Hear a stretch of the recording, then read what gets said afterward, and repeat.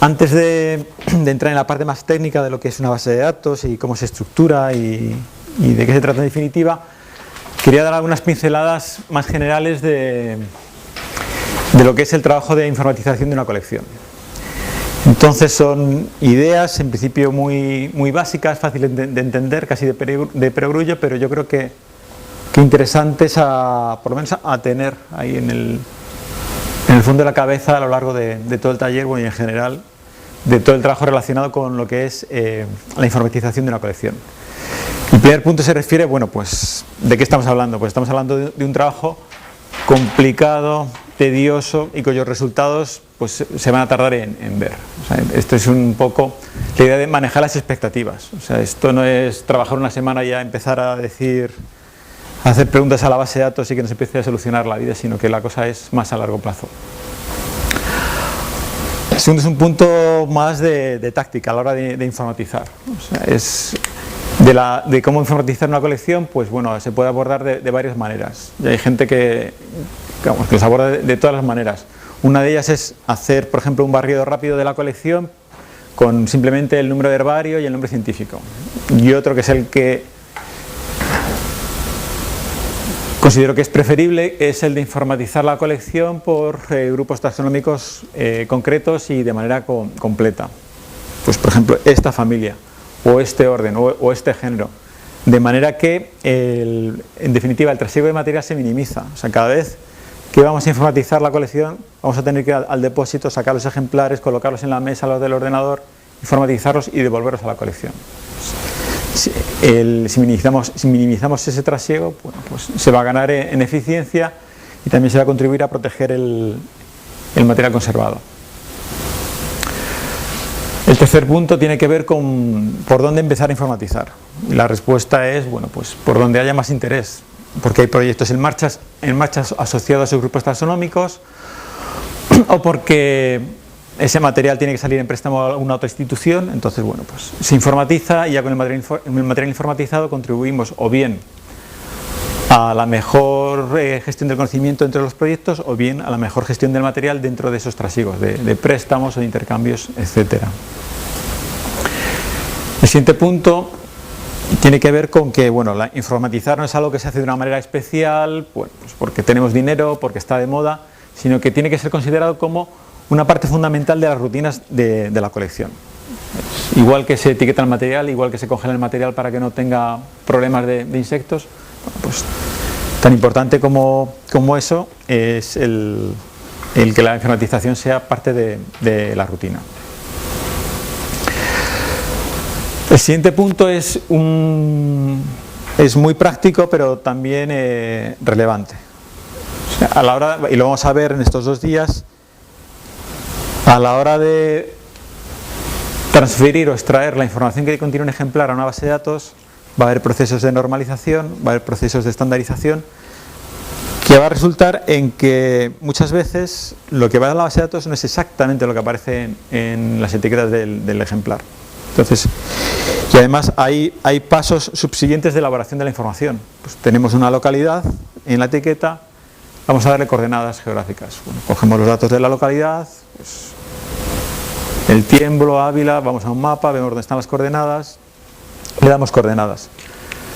Pues es importante distinguir qué información está en origen del ejemplar de otra información que hemos ido añadiendo y que consideramos información derivada, para manejar el problema las cuestiones de las interpretaciones. O sea, cuando estamos haciendo interpretaciones podemos acertar o nos podemos equivocar, o puede haber interpretaciones alternativas de los mismos datos que interesen en función de los fines últimos a los que vamos a dedicar esos datos. Entonces, pues es importante no perder pie en este terreno, saber siempre qué información va exactamente en el ejemplar en origen y cuál hemos añadido a posteriori.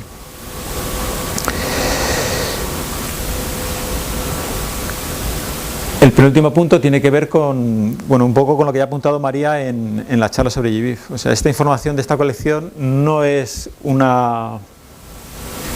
ente, un juego de datos aislado en el mundo, sino que está destinado a ser combinado con otras fuentes de otras colecciones o de otros tipos de datos ecológicos o datos ambientales.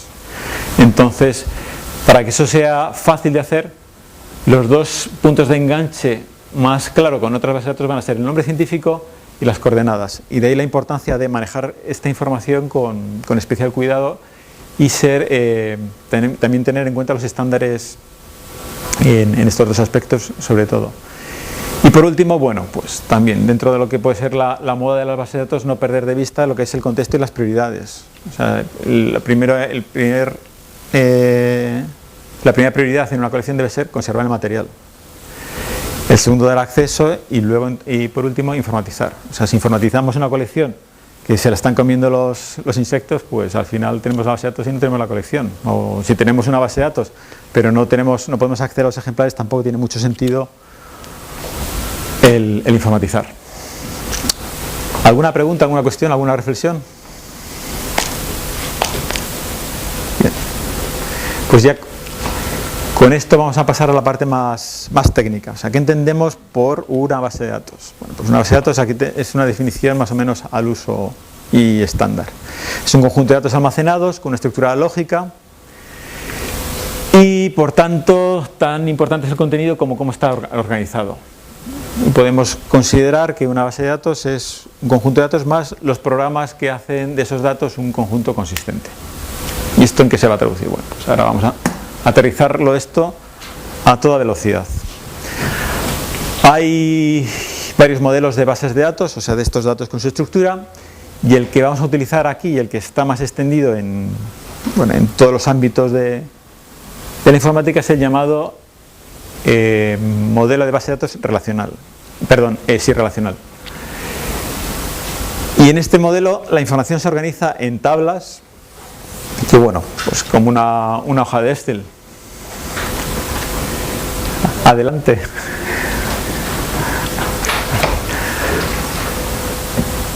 Vamos a tener columnas, que son los campos, y vamos a tener filas, que son los elementos de la información.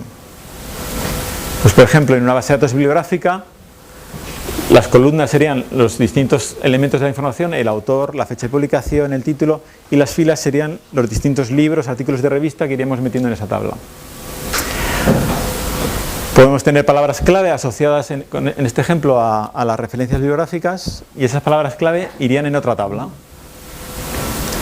Una tabla con una palabra y un identificador que me dice esta palabra está en este artículo. Y de ahí el nombre de modelo relacional, porque en este modelo de base de datos, además de tener las tablas, vamos a tener relaciones. Si queremos que nuestras palabras más o menos estén controladas y que no digamos, pues por ejemplo, pues para indicar que un artículo trata de un trabajo de secuenciación de ADN, podemos tener una palabra que sea ADN, otra palabra que sea molecular, otra palabra que sea secuencia. Para tener nuestro universo de palabras clave controlado, podemos añadir a nuestra base de datos una tabla de tesauros. Y estas relaciones lo que nos va a indicar es lo siguiente. En nuestra tabla de tesauros podemos tener, por ejemplo, molecular, pero no vamos a tener ADN. Eso va a significar que nuestro conjunto de palabras clave que usamos para nuestras referencias, solamente vamos a poder utilizar palabras de nuestro tesauro. Y de la misma manera, estas palabras clave solamente van a poder ser aplicadas a referencias que ya existen en la base de datos a través del identificador.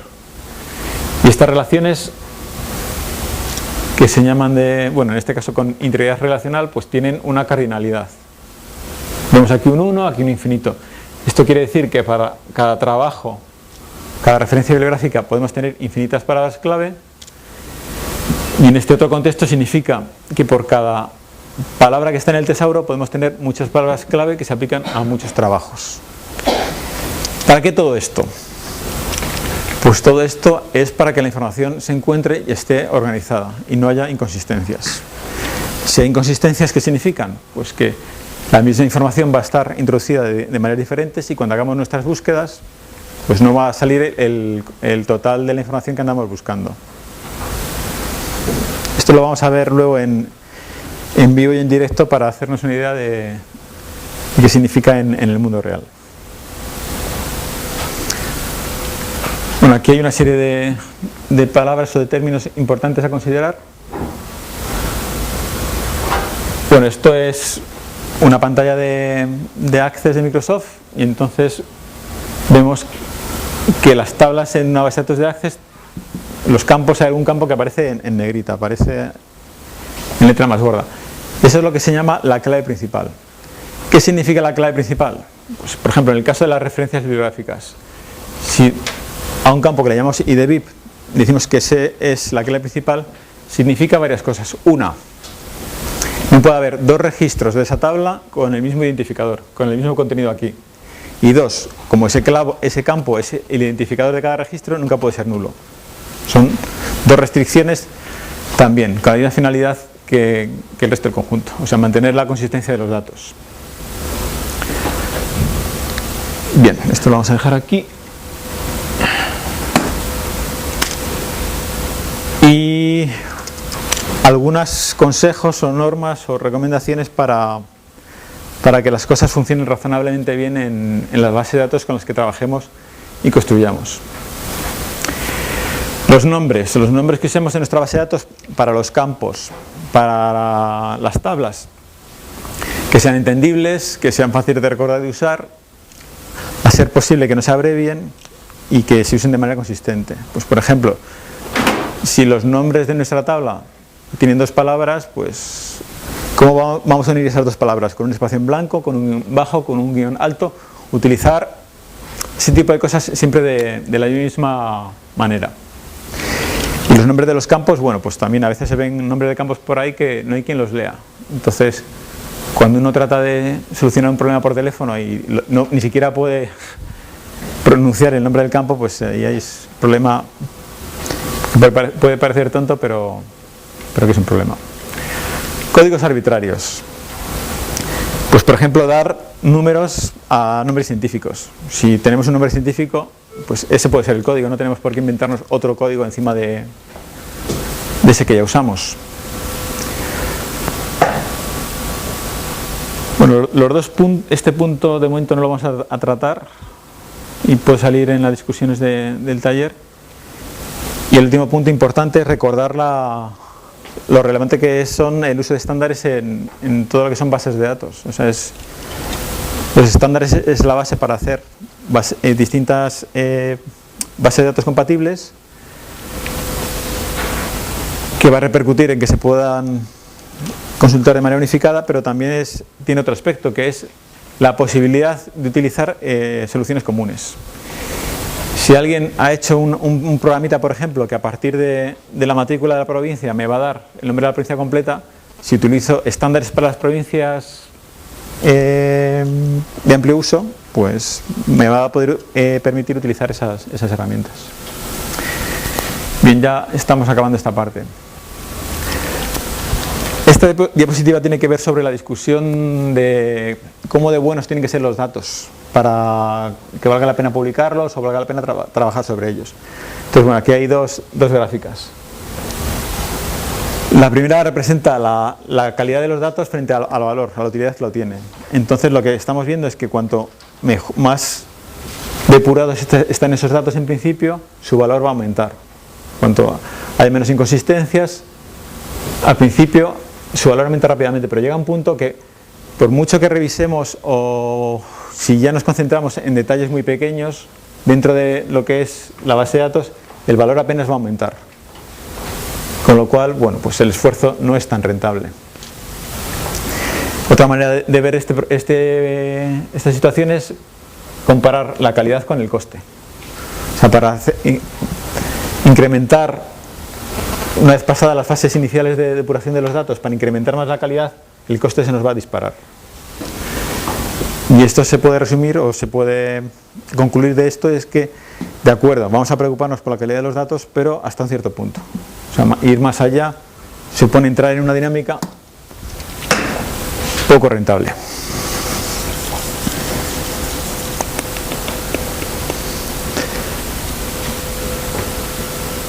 Bien, esto yo creo que lo vamos a ver mejor con un ejemplo en vivo y en directo, pero básicamente tiene que ver con construir las bases de datos nuestras de tal manera que cada pieza de información esté una única vez en la base de datos, para evitar inconsistencias y para facilitar su corrección, básicamente. Entonces, bueno, los informáticos hablan de de procesos de normalización y hablan de primera forma normal, de segunda forma normal, de tercera forma normal, pero esto no lo vamos a ver aquí. Son procesos, pues por ejemplo, si tenemos ejemplares de la colección, pues tener una tabla de provincias, o tener una tabla de países, o tener una tabla de nombres científicos. Es separar la información de manera que está al final esté una única vez, o dependa de una única vez, y esto lo vamos a ver mejor con un ejemplo. No sé si me queda alguna diapositiva más. No. Bien, entonces para ver un ejemplo voy a coger una base de datos. En C ya la tengo.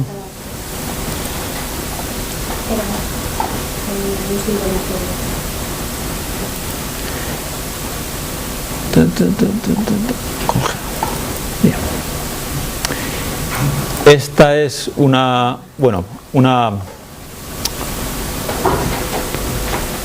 alguna consideración previa. Lo que he abierto ha sido Access y he abierto una base de datos. Entonces la base de datos de Access todas tienen una extensión, es MDB. Y como hemos visto antes en la presentación, pues las bases de datos relacionales tienen tablas y las tablas tienen campos.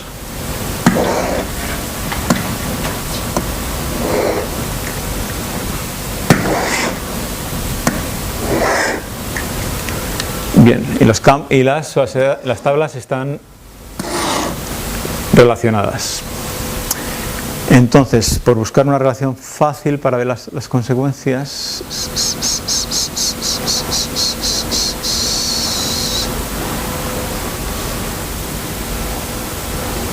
bueno, vamos a adelantar algo ya de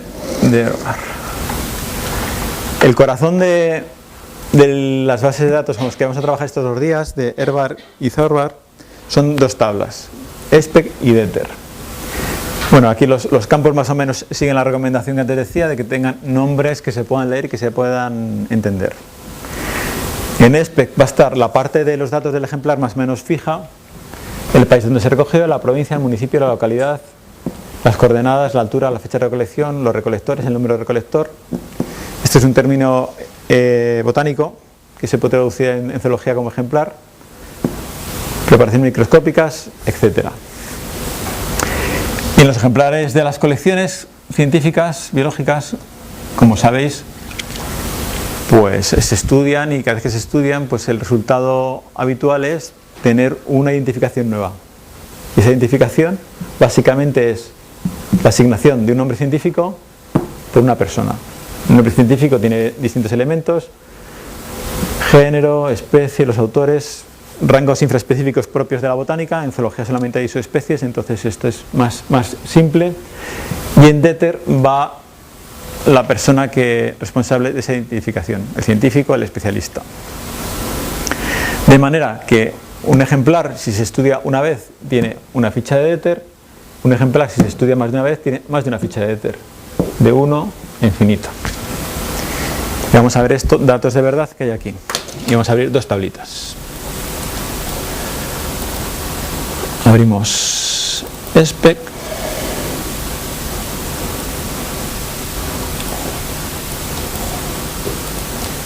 Y abrimos DETER. A ver si podemos ver esto.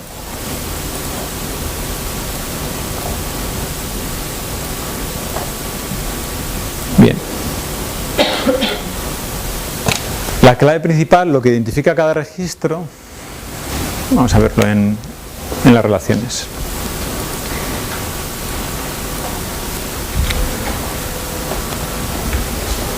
En la tabla de SPEC son 2 campos. En herbario, que es el número de la colección, y un dígito adicional. Y en DETER son 3 campos, los mismos que en SPEC, más uno más. A ver, primero sobre ADIC, un dígito adicional. Esto en la base de datos, ¿cómo se ve? En las tablas de datos. A ver. Ahí están. Número de la colección, dígito adicional. Número de la colección, dígito adicional. este dígito adicional, ¿por qué se metió en el sistema? Pues porque en la vida real encontramos que a veces el mismo ejemplar, o por error o por otras causas, distintos ejemplares reciben el mismo número de catálogo, por así decirlo. Entonces, en la base de datos, para distinguirlos, pues, hizo falta añadir un dígito adicional.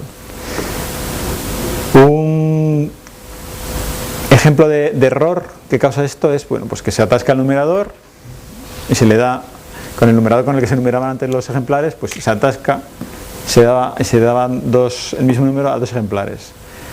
Otro caso que no necesariamente es un error es que, por ejemplo, de un ejemplar se estudia y se encuentra que tiene dos especies diferentes. Entonces, esas dos especies diferentes tienen vida propia, por así decirlo, van a ser estudiadas de manera diferente, van a ser los resultados que se obtengan sobre ellos van a ser diferentes. El número no se puede cambiar, porque los números de las colecciones pueden haber sido recogidos por investigadores con anterioridad, pueden haber acabado en publicaciones científicas, no se pueden cambiar nunca. Entonces lo que hace falta es este segundo número que nos distinga esos dos ejemplares. Las identificaciones. Pues aquí vemos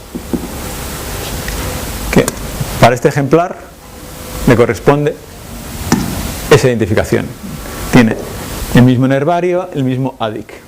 Y bueno, luego tiene un numerito para distinguir si hubiese más de una identificación. Voy a ver si...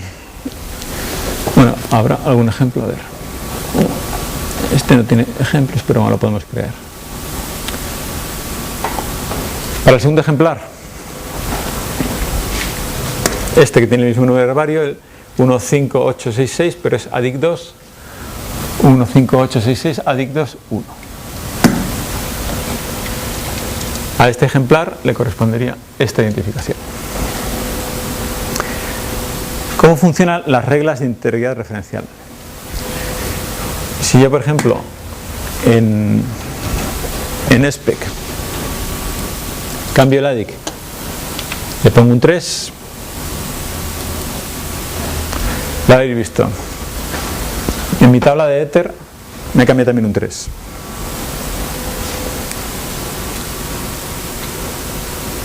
¿Y esto por qué? Porque estas dos tablas están relacionadas con integridad referencial. Los cambios que haga, por así decirlo, en la parte de los unos de la relación se van a propagar a los campos correspondientes de las tablas del lado del infinito. ¿Visto? ¿Sorprendidos? ¿Lo conocéis? ¿Lo esperabais? Aturdidos. Esto es importante porque sobre esto es la diferencia entre hacer un buen diseño de base de datos, o sea, uno que es fácil de mantener y de compatibilizar, y uno que no lo es. Vamos a añadir a mano una segunda identificación para este ejemplar. Bueno, entonces, a ver, voy a copiar este registro. Ya estamos en la parte más de navegación. A ver.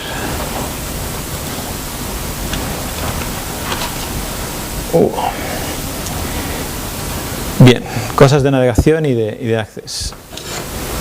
Ahí estamos viendo una especie de lapicerillo en este registro que estoy creando. Eso significa que el registro está editándose, todavía no está guardado. Si hago clic encima del lapicerillo, voy a pedir que lo guarde. ¿Y alguien sabe lo que va a pasar? Va a decir que no. Va a decir que no porque ya tengo un registro con este número de herbario, con este ADIC y con este nclave, que son exactamente los campos que son la clave principal. Pero vamos a ver cómo nos dice que no. Los cambios solicitados en la tabla no se realizaron correctamente porque crearía valores duplicados en el índice. Bien. Aceptar. Y sigo teniendo el lapicerillo. Si pongo aquí un 2, ya sí que me lo guarda. Vamos a poner esto un poco en orden. He puesto un 2. Para que se lea de la siguiente manera. Este ejemplar, el 15.866, que con ADIC igual a 3, tiene dos identificaciones. Una con el 1 y otra con el 2. Si en mi tabla de SPEC cambio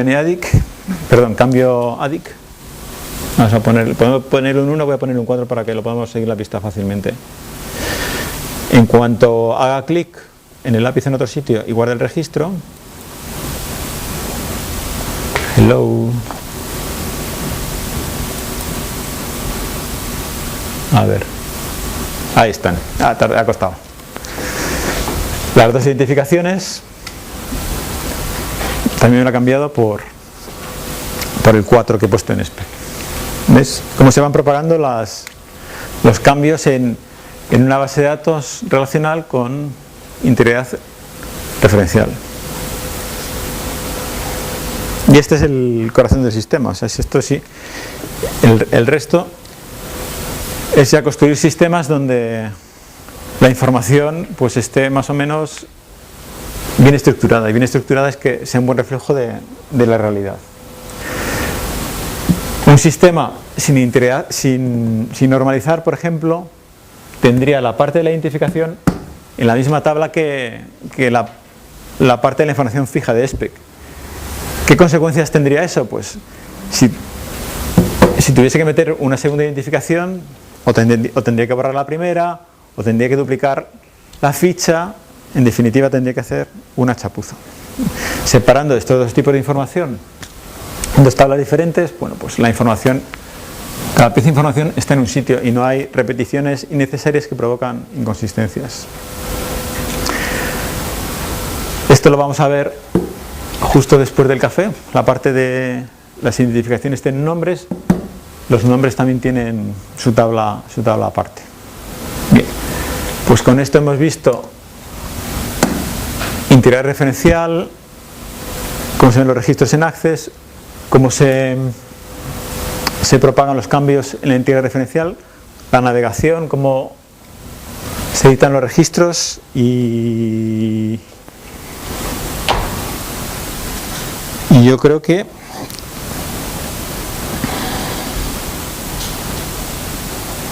ya casi estamos listos para seguir al caso práctico 0. Si acaso, y de los extras, contaros un poco lo de los filtros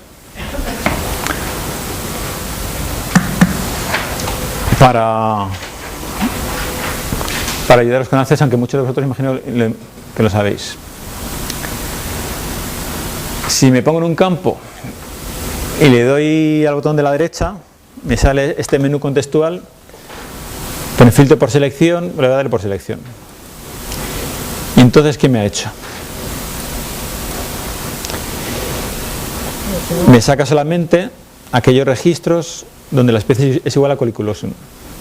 Y abajo me pone 21 filtrado. Y me dice que no estoy viendo todos los registros de la tabla de Ether, estoy viendo solamente algunos. Le doy otra vez al botón de la derecha y digo quitar, filtro u orden, y me salen los 51 originales. Doy a frágil, por ejemplo, filtrar por selección, 2 filtrados. Le vuelvo a dar, quitar, filtro. Es una manera cómoda de buscar la información. ¿Preguntas? ¿Ideas?